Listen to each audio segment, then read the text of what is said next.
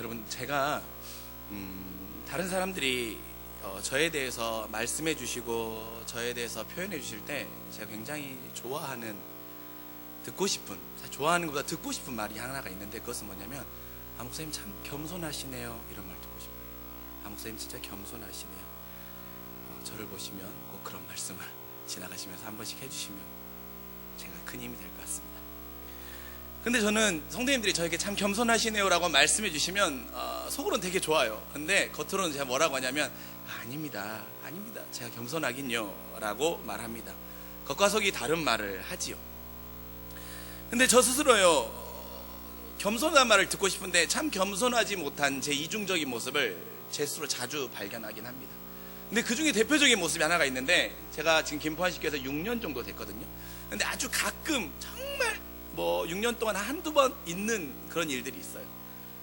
어떤 일이냐면, 한 번 어떤 여름날이었어요. 제가 한번 여름날인데 밖에서 여름날 교회 어떤 사역을 열심히 하고 있었어요. 매우 무더운 날 여름에 어떤 사역을 열심히 하고 있었는데 성도님들 몇 분이 이제 교회로 오시는 거였어요. 성도님 오시면서 제가 사역하는 걸 보시면서 안녕하세요 라고 인사했어요. 그래서 저도 이제 반갑게 안녕하세요 라고 인사했습니다.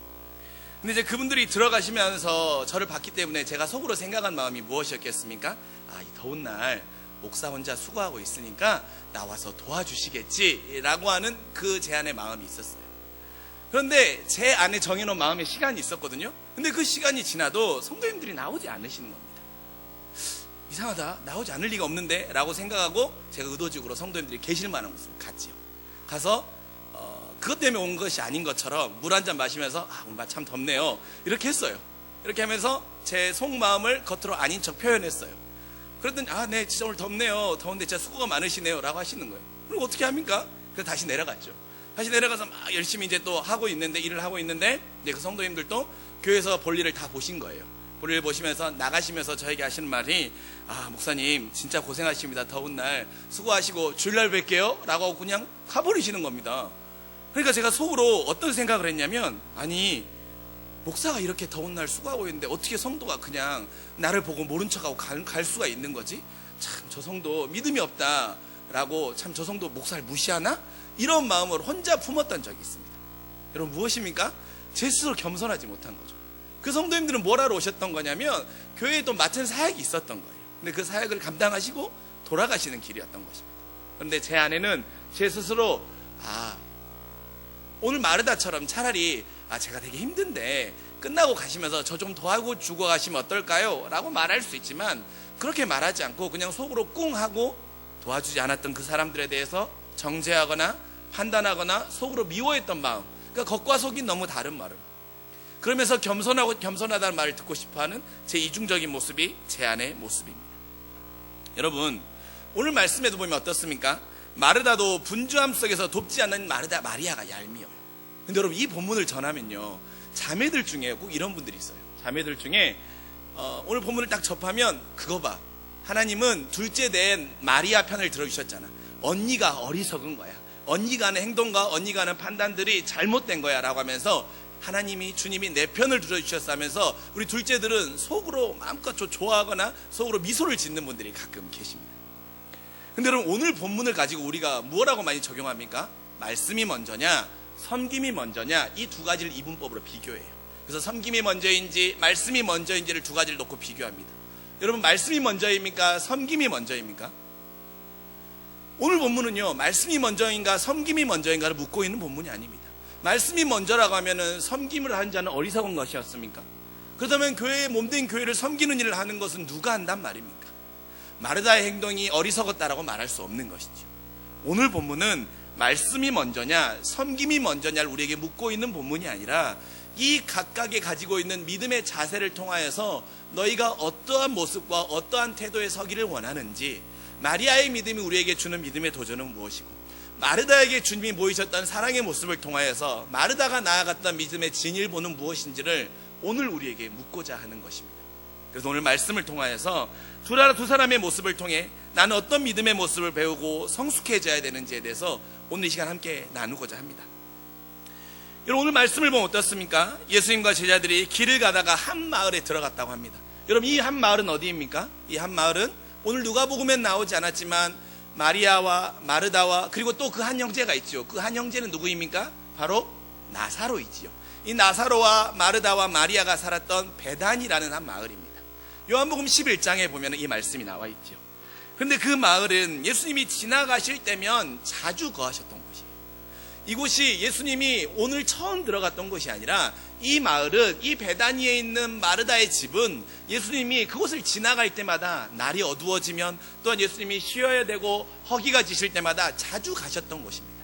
그 근거가 무엇이냐면 오늘 말씀에 보니 그 영접이라는 38절의 단어가 나오는데, 이 영접이라는 단어를요 헬라어로 보면 뭐라고 말하냐면 휘페텍사도라고 합니다. 휘페텍사도라고 하는데, 이 단어를 쓸 때에는요, 누가가 이 단어를 쓸 때에는 이 단어의 뜻은 무엇이냐면, 이 단어는 서로 처음 보면서 체면을 차리거나 서로 어색한 관계가 아니라 서로 허물이 없이 만날 수 있고 아무 때나 서로에게 필요를 주고받을 수 있는, 편하게 만날 수 있는 그런 사이를 표현할 때 이 영접이라는 헬라어 단어를 쓰는 것입니다.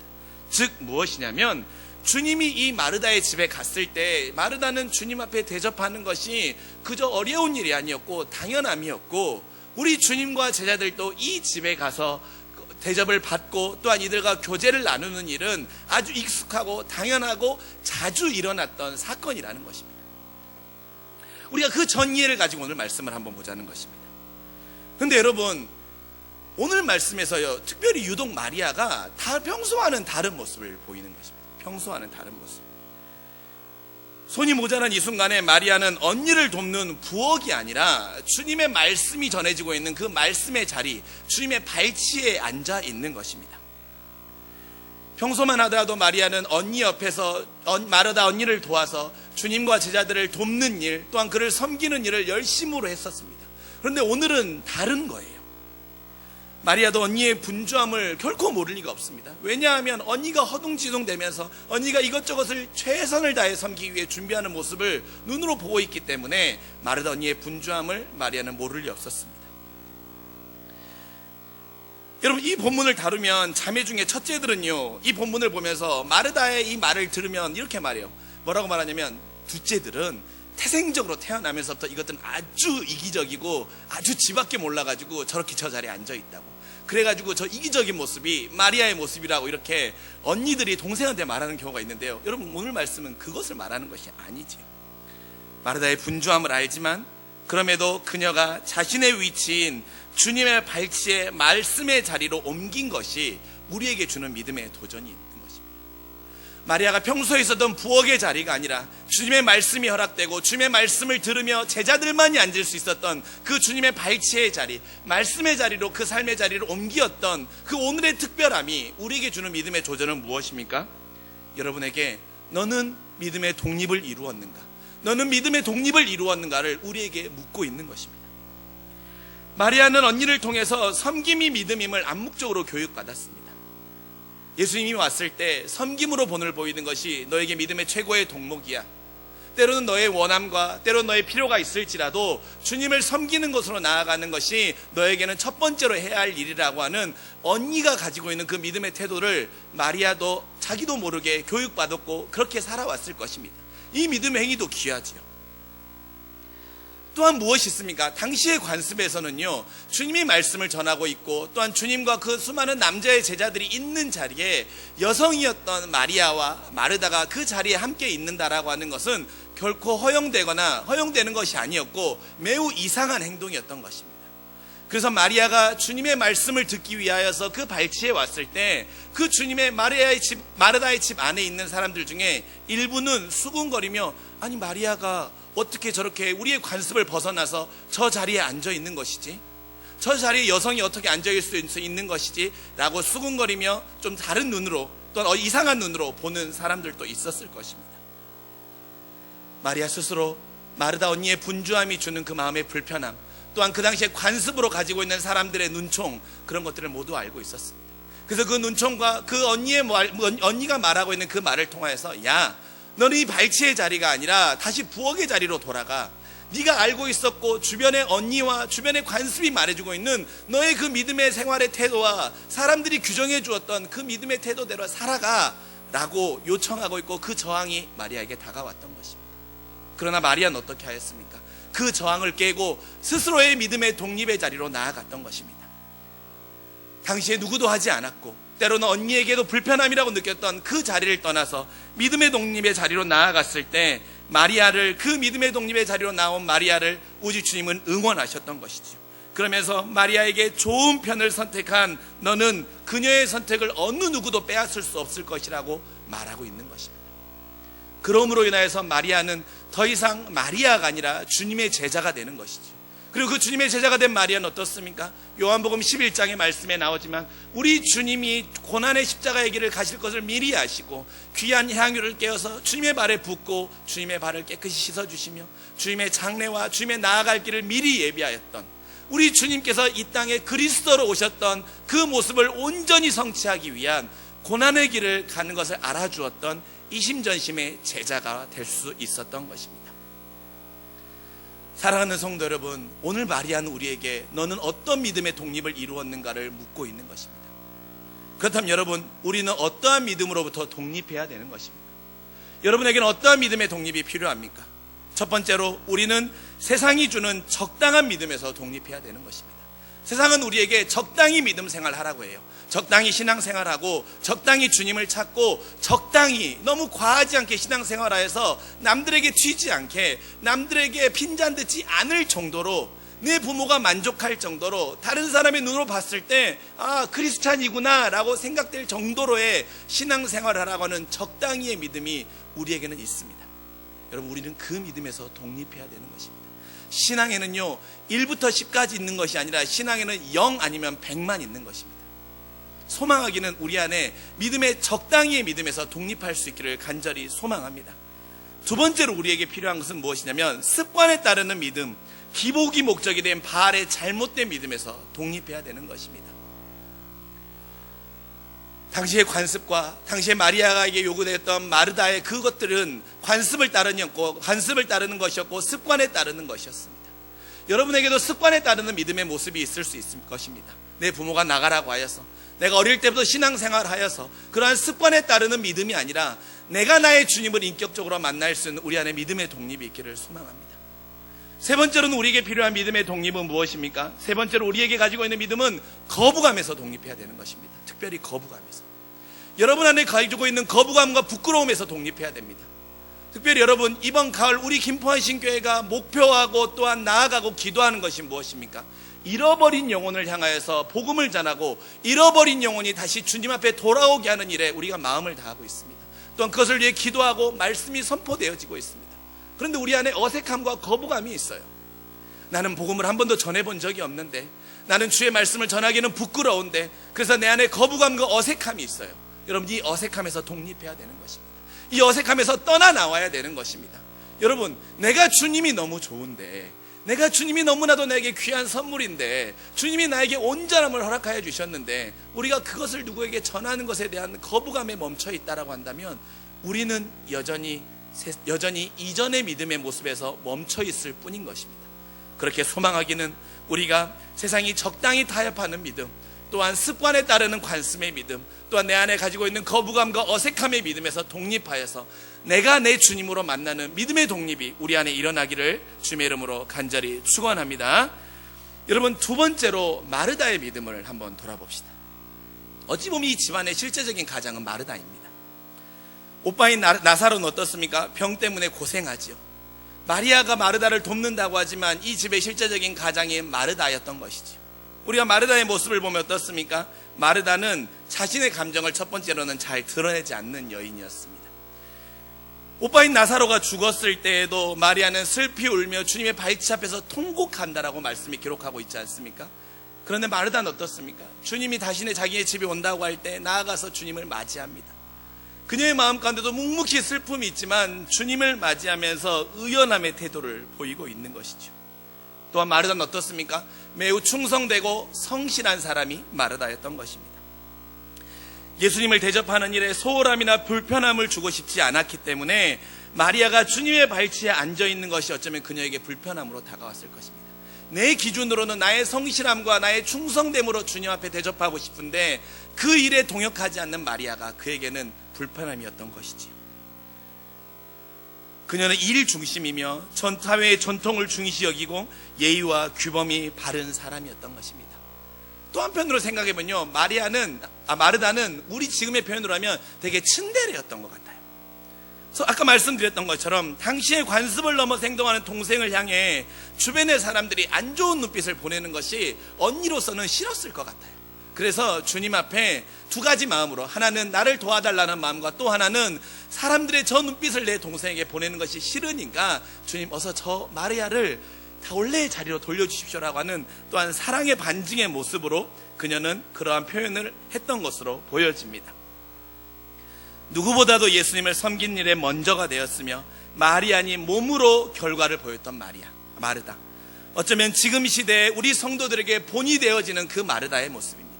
그러나 주님은 마리아가 최선을 다해 주님을 섬기는 그 모습에서 그것보다 더 원하셨던 것이 있었고, 그에게 최선을 다해서 주님 앞에 섬기는 마르다에게 주님은 하나의 선물을 허락하고 싶었던 것입니다. 그 선물은 바로 무엇입니까? 주님은 마르다에게 율법의 시대에서 은혜의 시대로 건너오기를 원하셨습니다. 그리고 마르다에게 주님은 율법의 시대에서 은혜의 시대로 선물을 허락하셨습니다. 당시 시대는 어떻습니까? 율법의 행위가 믿음의 척도이며 옳고 그름의 기준이었습니다. 그래서 누가 더 율법을 완벽하게 지키는가를 따라서 그 믿음의 높고 낮음이 판단되었던 시대였던 것이지요. 그래서 주님은 마르다의 선한 행동과 마음은 너무나도 귀하고 복된 것이지만 그 속에 담겨있는 많은 행위가 있어야만, 많은 행위를 통하여서만 그가 주님 앞에 사랑을 받을 수 있고 주님 앞에 잘했다 칭찬받으리라고 여기고 있었던 그 마르다의 마음, 율법의 시대를 살아가고 있는 마르다에게 주님은 마르다야, 너는 율법의 시대가 아니라 이제 나를 통하여서 은혜의 시대로 건너오렴이라고 주님은 마르다를 초청하고 계신 것입니다. 여러분, 은혜의 시대는 무엇입니까? 하나님의 사랑을 전적으로 받아서 어떠한 행위로 거원을 받는 것이 아니라 주님의 사랑의 은혜가 전적인 것이 되어서 때로는 부모와 같은 마음으로, 때로는 때를 써도 주님께서 온전히 허락하여 주시는 나를 부모로 만나달라고 하는 것입니다. 선생님과 또한 호스트와 또한 객으로 만나는 것이 아니라 나를 온전한 부모로 만나달라는 것입니다. 율법의 시대에 머물러 있는 마르다에게 주님은 마르다를 전적인 은혜의 시대로 초청하고 있는 것입니다. 마르다는 그 초청에 응하였습니다. 그리고 마르다는 주님을 통해서 변화되었지요. 그 증거는 무엇입니까? 요한복음 11장 27절을 보면 알 수 있지요. 마르다는 주님께서 말하지요. 나사로는 죽은 것이 아니라 살아날 것이라고 주님이 말할 때 마르다는 고백하고 있습니다. 요한복음 11장 27절에 이렇게 말하고 있지요. 주는 그리스도시요 세상에 오신 하나님의 아들이신 줄을 내가 믿나이다라고 고백하고 있는 것입니다. 마르다는 이제 주님은 그리스도임을 고백하고 있는 것입니다. 주가 그리스도 되셔서 내 행위를 채점하는 율법의 선생님이 아니라 아무 조건 없이 전적인 사랑으로 우리를 구원하시는 그리스도임을 그녀의 입으로 고백함으로 인하여서 주님을 통하여서 나는 율법의 시대가 아니라 은혜의 시대로 넘어오는 큰 선물을 통하여서 내가 변화되었음을 마리아는 주님 앞에 다시 한번 고백하고 있는 것입니다. 여러분, 혹시 여러분은 여전히 율법의 시대에 머물러 있고 율법의 시대의 모습으로 누군가를 정죄하고 있는 모습은 없습니까? 율법의 모습으로 누군가를 판단하고 있고 율법의 모습으로 내 하나님이 여러분 안에 정의되어 있는 모습은 없으십니까? 소망하기는 우리 안에 마르다와 같은 율법의 은혜, 율법의 시대에서 은혜의 시대로 넘어와서 전적인 하나님의 은혜로 인하여서 감사하고 자유할 수 있는 우리 모두가 되시길 주님의 이름으로 간절히 축원합니다. 여러분, 마지막으로요, 율법의 시대를 마치고 은혜의 시대에 허락하신 주님께서 오늘 우리에게 주시는 믿음의 도전이 있습니다. 우리는 전적인 은혜의 시대를 살아가고 있지 않습니까? 이 은혜의 시대에 살아간 우리에게 주님이 주시는 믿음의 도전은 무엇이냐면, 수많은 것의 행위로 상급을 높게 쌓아가고 있는 분주한 우리에게, 수많은 행위들로 인하여서 이것저것 우리의 마음이 흐트러진 우리에게 이제 마음을 흐트르지 말고 너에게 꼭 필요한 한 가지, 오직 한 가지만으로 나는 족한다고 하시면서 그 한 가지에 집중하라고 우리에게 오늘 믿음의 도전을 주고 있는 것입니다. 여러분, 이 한 가지만이 족한다고 하는 것을 말을 쉽게 풀이하면 어떻습니까? 이 말은 많은 것이 필요 없고 오직 필요한 한 가지에만 너의 마음을 다 쏟으라는 것입니다. 많은 걸 할 필요 없어. 많은 것을 하면서 너의 마음이 분주해질 필요 없고, 많은 행위를 하여서 네가 나에게 칭찬받으려고 하지 말고, 내가 원하고 내가 관심하고 있고 내가 집중하고 있는 그 한 가지를 너도 알았으면 좋겠고, 너도 그 행위에 함께 동참해 줬으면 좋겠다라고 우리 주님은 우리에게 요청하고 있는 것입니다. 여러분, 그 한 가지는 무엇입니까? 전적인 은혜를 모르는 영혼들에게 그리스도를 전하는 것입니다. 이 시대를 살아가는 우리에게, 또한 지금을 살아가는 김포한신교회 저와 여러분과 성도님들에게 주님이 요구하시는 것은 무엇이냐면, 많은 것을 하는데 우리가 분주할 필요가 없이 전적인 은혜를 모르는 영혼들에게 그리스도를 전하는 그 필요의 한 가지에 너의 마음과 너의 힘과 너의 모든 에너지를 쏟으라고 주님은 우리에게 요청하고 있는 것입니다. 우리 교회와 성도의 분주함이 주님의 명령과 영혼 구원과 우리 교회가 관계없다고 한다면, 우리의 먹고 마시고가 우리의 성장만을 위해서 우리가 이 일을 하고 우리가 이 교회가 유지된다고 한다면, 우리 교회는 여전히 하나님의 은혜를 모르는 것입니다. 하나님의 사명을 망각한 것입니다. 우리 교회가 모든 것을 다 걷어내고 필요한 한 가지만 남긴다면, 그것은 전적인 은혜를 알지 못하는 영혼들에게 주의 복음을 전하는 것입니다. 서두에 말씀드렸던 우리의 믿음의 독립에 필요한 나의 어색함과 부끄러움을 넘어서는 믿음의 독립, 그리하여서 잃어버린 영혼에게 내가 속한 자리에서 주의 복음을 전하는 일에 내 마음을 다하는 것, 그것이 주님이 오늘을 살아간 우리에게 내가 너에게 요구하는 그 필요의 한 가지라고 주님은 우리에게 믿음의 명령과 도전을 주고 있는 것입니다. 사랑하는 성도 여러분, 오늘 우리는 예배를 드리고 또 오늘 우린 교회에 들어오면서 여러분 주보를 받으셨습니까? 받으셨을 것입니다. 그 주보 안에 이 전도 대상자 카드를 다 넣어드렸어요. 여러분, 이 전도 대상자 카드가 무엇입니까? 여러분과 상관없는 카드입니까? 이것은 다른 사람이 기록해야 할 카드입니까? 이것은 나에게는 아무 이유가 없고 나에게는 관심사 밖에 있는 카드입니까? 아닙니다. 주님은 여러분에게 오늘 말씀으로 도전을 주시는 것은, 내가 너에게 원하는 그 필요의 한 가지는 바로 이것이라는 것입니다. 우리 청년들이 하나님 앞에 예배하는 것, 하나님 앞에 찬양하는 것, 하나님 앞에 예배 후에 모이는 그 모든 목적의 근원은 바로 주님을 모르는, 전적인 은혜를 모르는 그들에게 주의 말씀을 전하는 일에 마음을 다하는 것이 그 과정과 수단이 되라고 우리 주님은 우리에게 명령과 도전을 주고 계시는 것입니다. 그러면서 다른 사람이 아닌 나는 너의 이 카드를 받기를 원한다고 말씀하고 계시는 거예요. 저의 카드를 받기를 원하시는 것이고, 청년들의 카드를 받기를 원하시는 것이고, 권사님들의 이 카드를 받기를 원하셔서 네가 이 영혼을 위해서 기도하고 헌신하고 사명을 다할 때 나는 너를 통해서 일하고 그 천국의 문을 열 것이고, 전적인 은혜로 그를 구원해주는 그 일에 내가 너를 쓸 것이라고 그 믿음의 도전을 여러분에게 하고 계신 것입니다. 사랑하는 성도 여러분, 이제 말씀을 마치려고 합니다. 우리가 주님의 요청 앞에 우리는 예스와 노가 없습니다. 우리는 착각해요. 주님이 나에게 요청하면 내가 예스와 노를 선택할 수 있다고 착각해요. 아닙니다. 우리에게는 주님의 요청 앞에 아멘, 그 답 한 가지밖에 없는 것입니다. 착각하지 마십시오. 주님이 우리에게 요청하셨으면, 주님이 우리에게 명령하셨으면 우리는 아멘 하는 거예요. 나의 어색함을 넘어서, 나의 부끄러움을 넘어서 그 복음을 전하는 일에 나는 아멘하고 순종하면 되는 것입니다. 소망합니다. 그리고 여러분에게 도전 드립니다. 올 가을 꼭 추수하는 계절로 잃어버린 영혼에게, 내 가족에게, 내 이웃에게, 또한 내 동료에게, 또한 내가 군대에서 만난 내 선임과 후임에게 주의 복음을 전함으로 인하여서 주님이 꼭 원하시는 그 믿음의 결실을 이루어서 하나님 앞에 잘했다 칭찬받는 우리 모두가 되실 수 있기를 주님의 이름으로 간절히 축원합니다. 기도하겠습니다. 사랑이 많으신 아버지 하나님, 오늘 하나님께서 마리아와 마르다를 통하여서 우리에게 귀한 믿음의 도전과 은혜를 허락하여 주시니